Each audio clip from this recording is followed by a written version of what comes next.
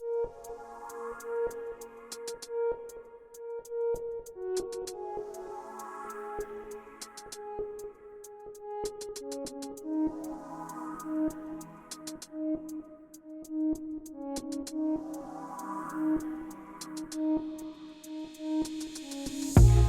welcome back to Keeping It Juicy. We are here with Stacy. I am super excited for this interview. You're actually the first person that I'm interviewing that I haven't met before. Oh, okay. Of course, we've chatted online, all that good stuff, but I think this is a great transition and a great story that I'm so thankful that you're sharing with us. But first, tell everybody, who you are, where you live, where you grew up, anything like that you want to share of your background. Great. So my name is Stacy. I went back to my maiden name, Mazzarino, and then married my husband. And so my name is Stacy Mazzarino Currie. But it was important for me throughout my story to go back to my maiden name. I'll just preface that. And I grew up in Brooklyn, New York. Went to Catholic school for 12 years, and then I went to art school. And then I moved out to Jersey when I got married to my first husband. And we had 3 children. 2 were biological, and then I adopted a child from foster care. Wow. Which is he was a year old when this whole thing kind of transpired. But anyway, I am an artist, and mostly watercolor artist, but I also am the director of children's ministries in a church, so I run all the programming in Basking Ridge, actually, at the Presbyterian church there. And I live in Randolph. I live right on the border of Chester and Mendham, and we moved here right before the pandemic. Oh, wow. But I raised my kids in Watchung, which is where our story takes place, in Watchung, New Jersey, which has a long history of kind of, that book by Judy Blume, what's that book, was written about Watchung. Oh, really? I have to think of the name because I can't think right now. Yeah. But it was about, married couples swinging. So that was all in Watchung, and I do know that all makes sense. That older generation there, my ex-in-laws, that generation, they were very big swingers. Not my in-laws, but the people they hung out with. So anyway. So is the pineapple thing true? Like you have pineapples on your... Pineapples, yes, that's a big truth.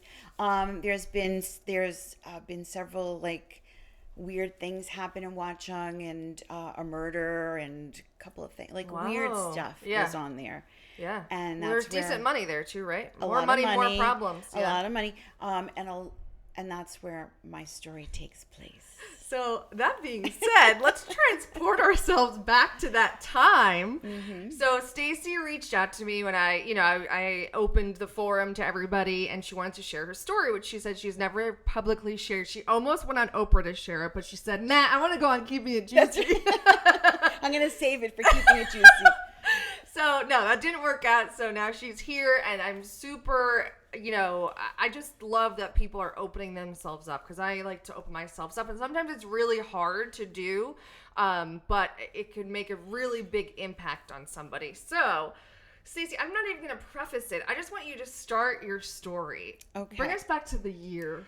So the year was, I can't remember exactly. I think it was 2001. And, we lived in Watchung. This is you and your husband. My first husband and I, and we were raising our kids in Watchung, and my in-laws lived in Watchung, and my brother-in-law and his family lived there, my sister-in-law and her family. So everybody was in a 2-block radius, okay? And a blessing and a curse, I'm sure. A blessing and a curse, but we did a lot together. Yeah. And I've been in the family from when I was 19 years old. So yeah, we start were very there. Where close. did you meet your husband? We met in art school at a School of Visual Arts in Manhattan.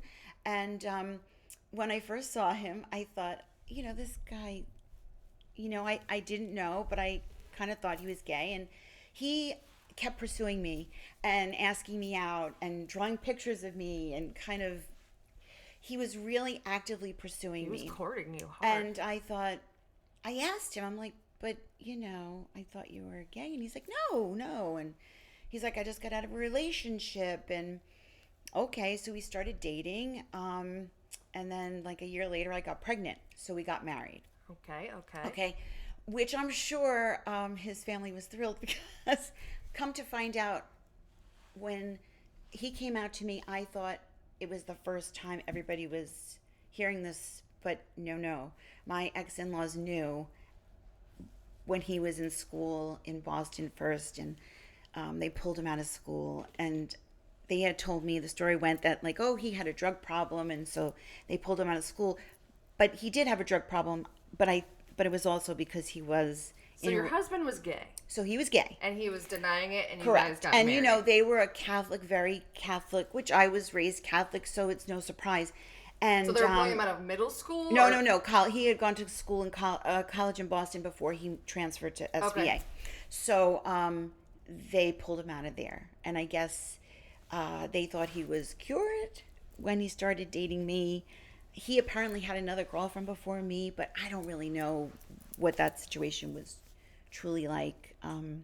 But I didn't know any of this, okay? I just know, okay, it was the 80s, androgynous kind of time when we met, and I didn't grow up in a family with, like, big jocks. My dad was artistic, my brother was artistic, nobody watched sports. Like, it wasn't a big thing in our family. So I just thought, this guy's very artsy and cool, and so,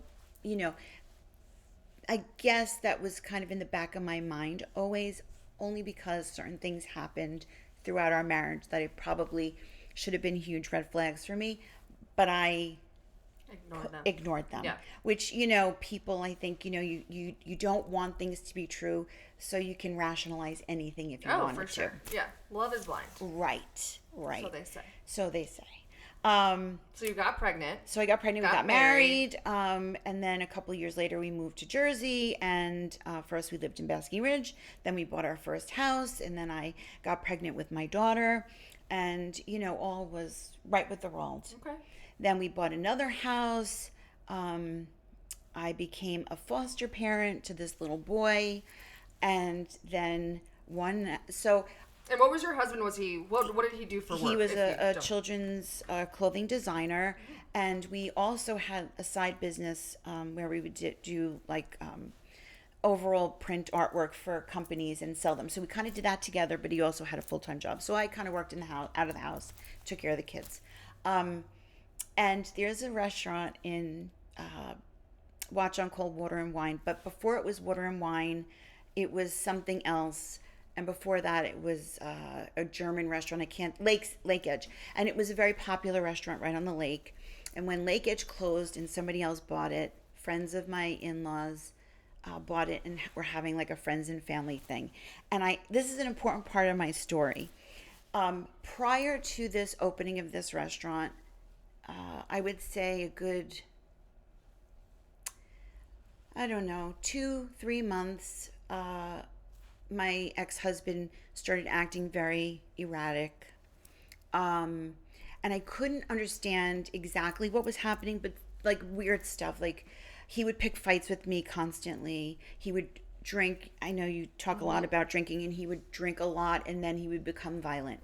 And then he would pick a fight, and then he would not come home, which was like a new thing. He did things like that throughout our marriage, with like picking fights but he never can't not come back home. So we started doing that. And how long were you married at this point? Maybe like 13, 14 years. And then he just kind of was checked out, and his behavior became more erratic, and he drank more, and it became very tumultuous. And there were times in our marriage where he traveled a lot for business, and he would go to Paris a lot.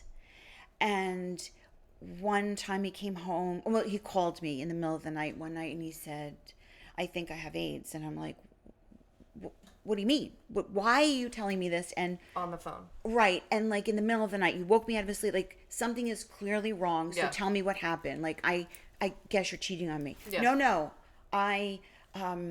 Somebody fell and was bleeding, and I helped them.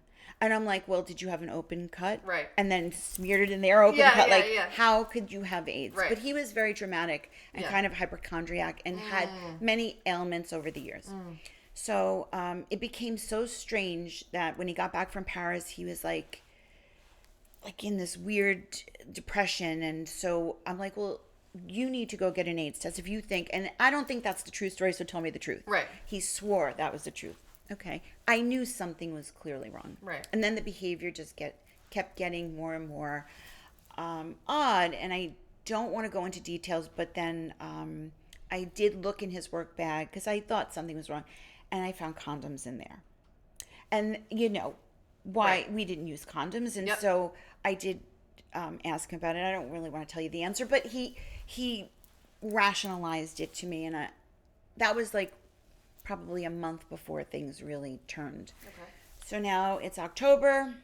There's this big opening at the restaurant, friends and family. He was again away on a business trip, and he said, when I get back, we need to talk. I mean, I think I might have said that. And he said, okay, when I get back, we'll go out and talk. I arranged a babysitter for my kids. And how old are kids at this point? So the baby was a year old, like maybe he was close to 2. Yeah, like a year and a half. And then my daughter was 8 and my oldest was 12 or 13. And so my oldest stayed home and then the other 2 went to my friend's house for a sleepover. He comes home and he comes home from work drunk. And I'm like, you've been drinking? Yeah, we all drink at the office. I'm like, this is not like Mad Men. Who's drinking at the office? Like that's not a thing. Yeah.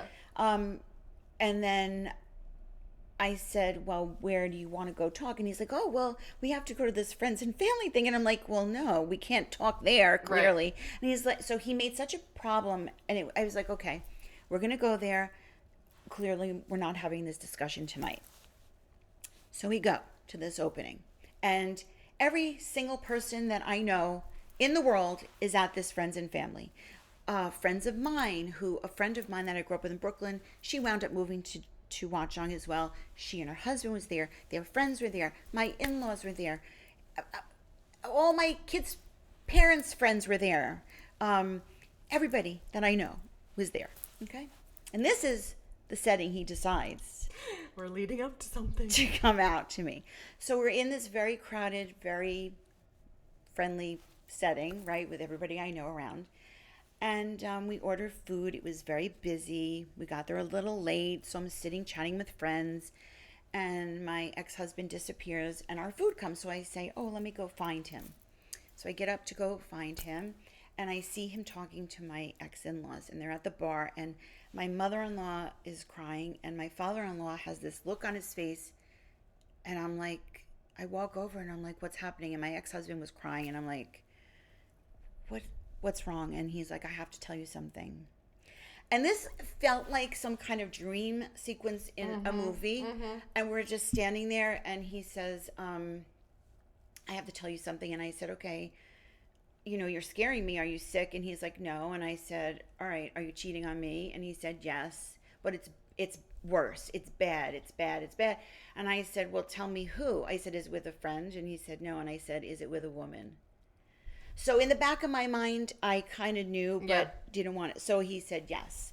So I, at this point, run out of the restaurant. And it is, if I tell you torrential rain outside, it's pouring down buckets.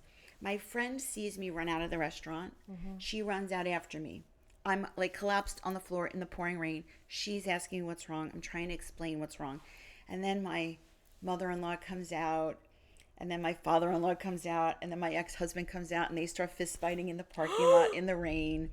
And my mother-in-law is trying to get my friend away and saying, mind your business, this is a family matter. And it was the most awful, shocking, even now talking about it, like the tension in my shoulder, that same feeling, yeah. So to make a long story short, I get him in the car. And I say, we're going. So I'm like, at this point, I'm on. So he tells you he's cheating on you with a woman at this point. No, the man. I asked him, and he told me no, it wasn't a woman. Oh, it's what? It was a man. I don't know, maybe I said that wrong, but it was with a man. So I get him in the car, and I drive back to the house, which is around the block, and my ex-in-laws follow us in the car. So the next thing I know, they're both out of the car now, fist fighting in my driveway, and I'm like, this, and in the pouring rain. So I just say, okay, I go in the house. I am just now in like a daze, can't even digest what I just learned. And I leave them out there. And I go to my room. My son and his friend were having a sleepover at my house. The other two weren't, the younger ones were not in the house. So anyway, I go in my room, and then he doesn't come in. I don't hear anything. So I think he went back to his parents' house. A little while later, my mother-in-law calls me up to see how I am, and I said, we're talking, and something so strange was happening. She said, I know my ex-husband had told them all about this, his partner, as if I was already gone, as if like he just plucked me out of the family and put this man in the family, and they knew everything about him. They knew what he did for a living. So he was in a relationship with another person correct, who was a man, and unbeknownst to me. And did they meet him?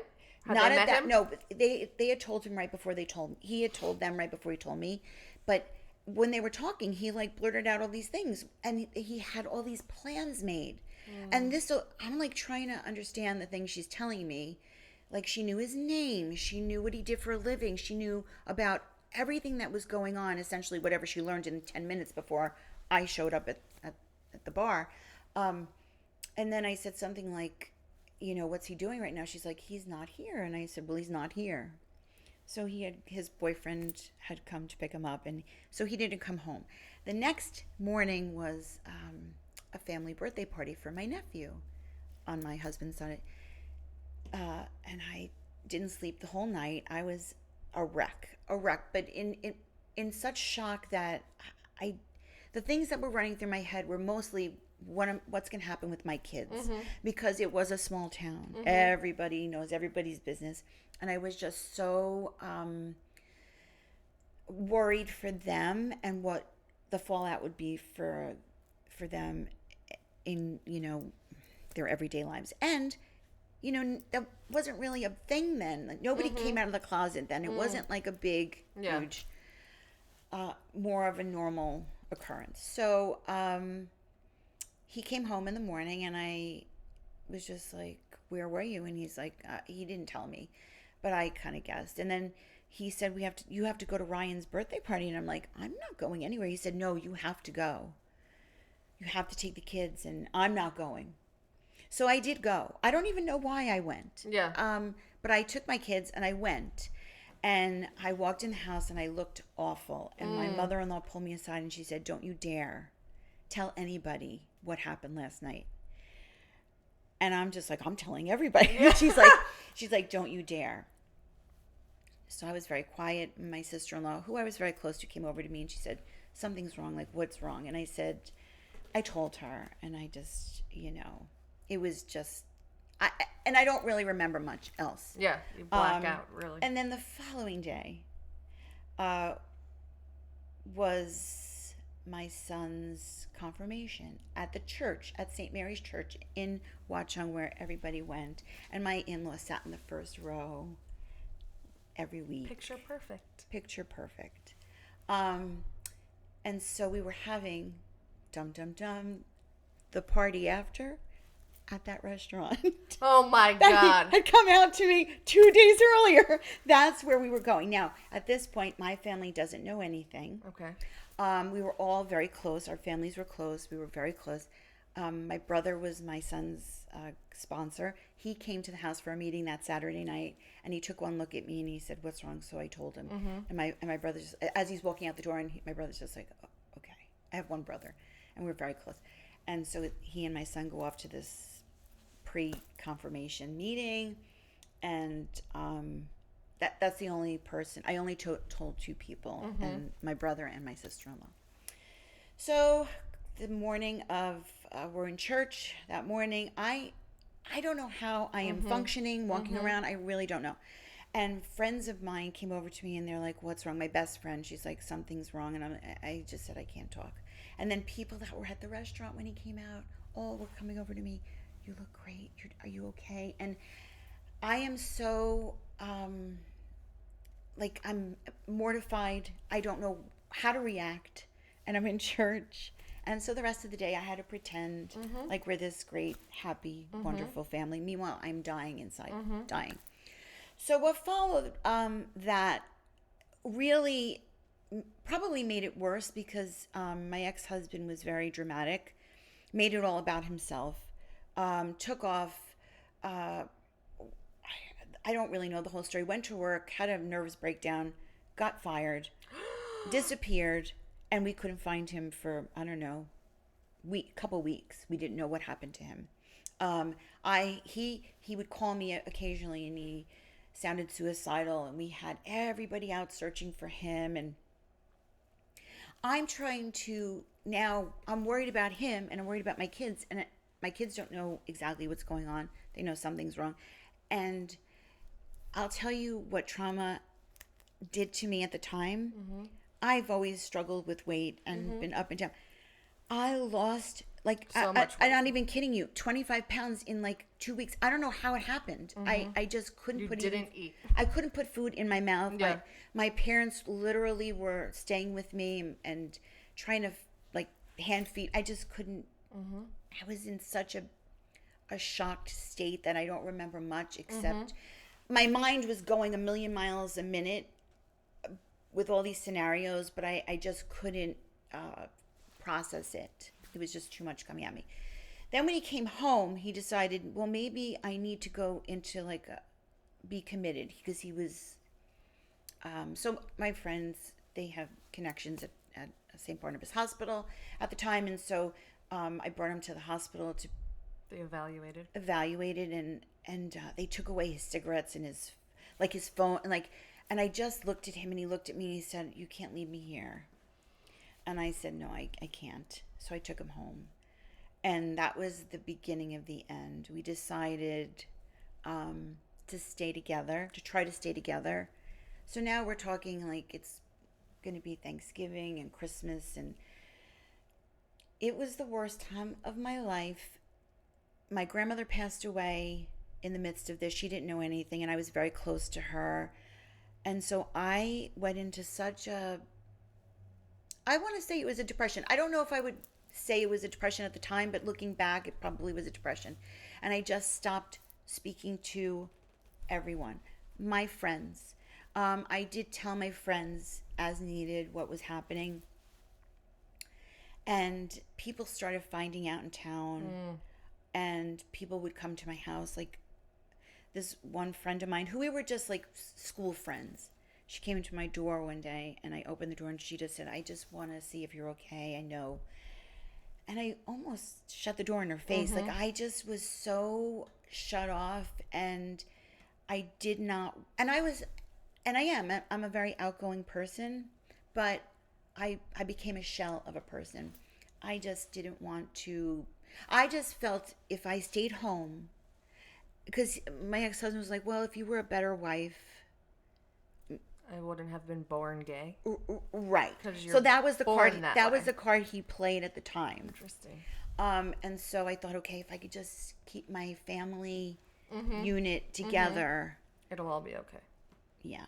So that really just was it was terrible, terrible, terrible. And we did this, and finally in the spring, I said, because he was making my life a living hell, a living hell. That what I think he wanted was for me to throw him out so that he could say, I didn't leave. She made me leave, which is what happened. I knew one of the nights when he didn't come home, I cried literally the whole night long, because I made the decision that I was going to tell him, please take your stuff and go. And that was the hardest thing I ever had to do. He came home the next day, because this became like, oh, well, I guess he thought, well, I could hang with my boyfriend, and she'll get mad enough at me, she'll make me leave. And then so I just told him, please pack your things, go to your parents, and then try to figure out what you want. And then he didn't go to his parents. He moved in with his boyfriend, and things got really bad for a really long time. But it was, once I asked him to leave, that made me feel at least more relief, that I didn't have to do this roller coaster ride every single day. Yeah. But he made it all about himself, and probably went about it in the worst way possible. Like, he didn't have to blame me. He did not have to certainly didn't have to tell me in the manner he told me, did not have to do all this traumatic stuff on top of the fact that you are now breaking up a family unit, you know. But he is kind of a kook, and he still is to this day. I was gonna say, do you talk with him? Do you speak? We didn't speak for a really, really long time. Okay. And you know, we've been in each other's life. You know, we have to because we have kids Yeah. together. But now we're on. Yeah, I mean, we have to be. Yeah. But how old are your kids now? oh, my oldest is 35. He's getting married, and then my daughter's 31, and my youngest is 23. But I have to keep him at arm's length. We You've been through too much. well, yeah, I mean, we have, but he still has a lot of problems, especially with alcohol, and so. But I've remained close. Like, I'm always invited to all family gatherings, like his family, and so. And my ex-father-in-law, when he passed away, he passed away during COVID, and I didn't realize how sad I would really felt about it. But anyway, they were in my life for such a long time. Right. And my mother-in-law still considers me her daughter, and I'm invited to everything. She does, and I talk to her constantly. And I mean, it's a hard relationship, and it really kind of sometimes screws me up, you know, when I do have more contact with him than other times. Yeah. So it's you know, families are Tough. dynamics are always hard, and it's a hard one. I've forgiven him. Good. I have forgiven him, which is easier. Is he still with that boyfriend from Oh back yeah, then? yeah, they're married now. Oh. Yeah. So, When you look back and now you see it's a and I brighter love day. I love his husband. Aw. I think I like him more than I like my ex-husband. He's a really nice person, you know, and And you knew the whole time. I mean, you in your heart, in your soul. in my yes, when I have to think back, I think why I knew. Well, he told you he wasn't gay, level, and he loved you, and he was right. drawing pictures and painting pictures of you. Right. So there is that, like, why? Why did I? But anyway, you know, listen. I always feel like in life there's a lesson to be learned, and those are stepping stones to where you become, where you go in life. Yep. And it brought me to where I am today. And Yeah, you got remarried. Good for you. And you know, I have the best husband. Like, I really love him, and I like him, and he's just a great person. For a long time, I was very much. I thought, well, I'll be alone forever, kind of thing, and I tried to make peace with that, but I didn't want to be alone. Yeah. You know. And how long have you been married to him? We've been married for 8 years, but we've been together for 13 years. Yeah, I think so. 8 years? I think 8 years. Sorry, honey. I think it's 8 years. And we got married in 2015. And then, but we met in 2011 and started dating. I mean, as soon as I met him, You knew. after our first date, I was like, oh. Yeah. And I have 3 stepsons, and, you know, so we have a great family. My family loves him. He's from the UK, and all of his family is there. We go see them all the time, which Yummy. is lovely. Yes, I love that. So I think everything that I went through kind of Brought you to where you are today. And I have to say, my husband is so amazing because, you know, we invite my ex-husband over for different things, Yeah, and that's he's nice. just very Accommodated. he's just very easygoing, Yeah. and I mean, unfortunately, there was a lot of times when he wasn't around for my kids, and I had to be the only Mom and parent, Dad, yeah. right? But yeah, when I think back to that time in my life, I think, you know, why were you so afraid? I was so afraid of what people would think and how I would look. Really, mostly how my kids would react to it, and you know, they all dealt with it in different ways. Yep. And you know, my daughter especially has a lot of trauma attached to what happened. Dr. Stacy Antonelle, she's the trauma coach. Oh, well, you know, back then when she was 8 years old, and her dad was like her world, and then all of a sudden her dad is gone. Yep, very tough. Yeah, it was tough. And so she started doing like little things to, I guess, at the time the coach that we saw was like, well, you know, she's doing this stuff to control the little things that she can. So she became a little bit obsessive compulsive, and that's kind of all followed about her. control. Yep. Right. So it's hard to give up that control. Yeah. And even with me, like, I'm a very type A personality, and I don't like giving up control. So I thought, we have this image of this beautiful family and this, but really behind the scenes, it wasn't. No. Well, that's what you see in society a lot. People and on social media, people putting up this yes. front and nothing's true. Right. So I'm thankful that you are sharing this story with everybody so that maybe they can learn from it or feel less alone. Yes. Which is the less goal. alone, because I felt extremely alone, like so alone. And at the time I thought I'm the only person that's ever gone through, like you think. And then I went to see a therapist when it first happened, and she was probably a really cool woman. My friend found her for me, took me to the appointment because I couldn't drive, I couldn't do anything. People were trying to spoon feed me, and she took me to this therapist, and this woman just took one look, and she's like, "Listen, he's gay, like just like that's it, like move on, like, get over it." No, yeah, but he loves me, and I love him, and she's like, "No," and so I was so mad at her. Yeah, but looking back, she was so right. Yeah, well, we can all look back and see things that we didn't see before. Yeah, I mean, I wish I was strong enough at the time to like really say, "Oh, you're right." Yeah. And then I saw a therapist for a long time, and all I would do really was go and cry. I mean, probably for a whole entire year, I just cried, and that was basically it. Yeah. So I'm not sure how much it helped me. Maybe because I tried not to cry in front of my kids so much that I just would Saved go there. It for them. Yeah. Yes. Yeah. And but it took me a really, really long time to get back to myself. I'm a forgiving person, probably forgiving to a fault. I don't think, like I kind of say that I'm like a dog in a way where dogs are so forgiving and they forget things. Right, yeah. I do, but that's not always a good thing. I don't think. Yeah.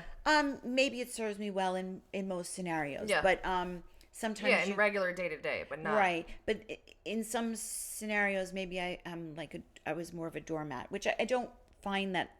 Yeah. I don't want to think of myself that way, but I think at the time I was like that. I was very afraid.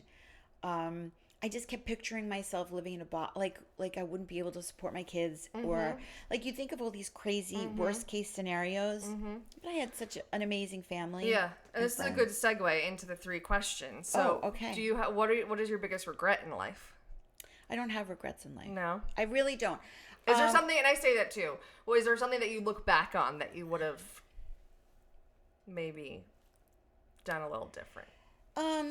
No, I don't think so. I think, and I'm sure that I have little regrets in life, but I don't, because I do feel like everything happens for a reason. Right. I feel like everything is a life lesson. And so the things that I went through made me who I am today. Yep. And so I'm much wiser. Yeah. And, of course that comes with, growing older anyway, but I don't have regrets. I feel like everything I went through, as it was so traumatic and so awful, but I think, would I change it? No, I would still have married him. I think I wouldn't have my kids, and so no, I don't think so. I love that. And what's your biggest fear in life? Oh, my biggest fear in life. One of them. You're gonna think I'm so crazy, but I have a fear of my sheets being untucked. It's a crazy thing from when I'm little. Being from under the bed, like I have to be tucked in at all times. So when you're in the bed. Yes, and so like a burrito. Yes, I mean not at the very top, but yeah. But my husband, I'm like, if I even think a sheet. I'm like the Princess and the Pea, and if I think a sheet is untucked a little bit, I jump out of the bed. Stop. and I make him get out of the bed. I'm like, we have to make sure. Stop. But I think that's great. When I was little.